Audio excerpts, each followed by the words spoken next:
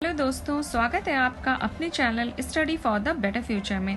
और मैं हूं नीलम और मैं आपको आज एक चाइना की न्यूज़ बताने जा रही हूं, जिसमें लेटेस्टली चाइना ने चेंज किया है अपनी 2 चाइल्ड पॉलिसी को बदल के अब उन्होंने अलाउ कर दिया है कि 3 चाइल्ड पॉलिसी की तरफ मूव करें।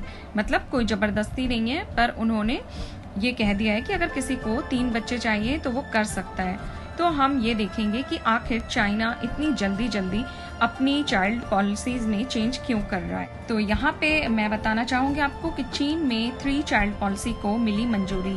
दुनिया के सबसे बड़ी आबादी वाले देश चीन ने अपनी चाइल्ड पॉलिसी में बहुत बड़ा बदलाव किया है और ये बदलाव राष्ट्रपति शी जिनपिंग की अध्यक्षता में हुआ है। तो हम थोड़ा सा पहले की पॉलिसीज देख लेते हैं कि चीन ने कैसे कैसे इस पॉलिसी को आगे बढ़ाया है।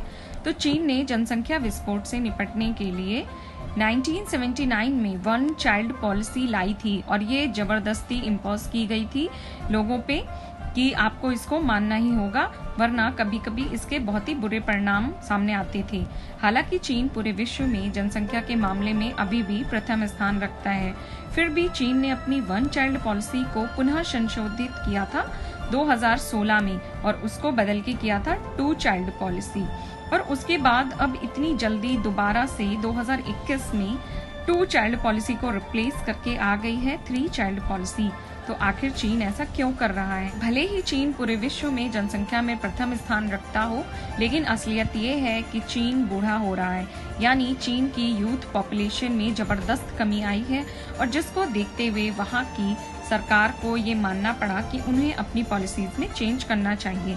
और अगर आंकड़ों की माने तो चीन ने जब 2016 में 1 चाइल्ड पॉलिसी को हटाया था, तो उसके शुरुआत के जो 2 साल थे उनमें तो मतलब थोड़ा इनको ठीक रिस्पांस मिला जन्म दर में, लेकिन उसके बाद से लगातार जन्म दर, बच्चों की पैदा होने की दर घटती जा रही है और बीते साल चीन में 1.2 करोड़ बच्चे पैदा हुए थे, जो कि 1960 के बाद सबसे बड़ी गिरावट थी। और यहाँ पे कुछ विशेषज्ञों का कहना ये भी है कि अगर चीन में इसी प्रकार सेक्स रेशियो घटता रहा तो चीन की आर्मी को इस बात की सबसे ज्यादा चिंता है कि वो अपनी आर्मी को बिना यूथ पावर के कैसे मेंटेन रखेगी।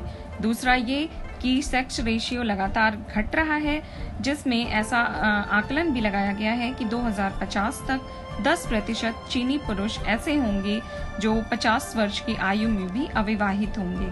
साथ ही में चीन में विवाह करने में ऐसे पुरुषों को समस्या आएगी जिनके पास आर्थिक संसाधन बहुत ही कम है। आंकड़ों की माने तो 2020 में चीन में महिलाओं की प्रजनन दर 1.3 हो चुकी है और ऐसा माना जाता है कि यदि किसी देश को अपनी आबादी स्थिर रखनी है तो उस देश की प्रजनन दर 2.1 होनी चाहिए। ऐसे में एक सवाल ये भी है कि भारत में इस समय प्रजनन दर कितनी है? तो भारत में प्रजनन दर है 2.22, जो कि ठीक है, मतलब फिर भी हम इसे घटाने की कोशिश कर रहे हैं। और ऐसे में 1.3 प्रजनन दर के साथ चीन में भी यूरोपीय देशों जैसे बच्चे ना पैदा होने की समस्याएं आ चुकी हैं। इसलिए चीन लगातार अपनी चाइल्ड पॉलिसीज को चेंज कर रहा है। Thank you.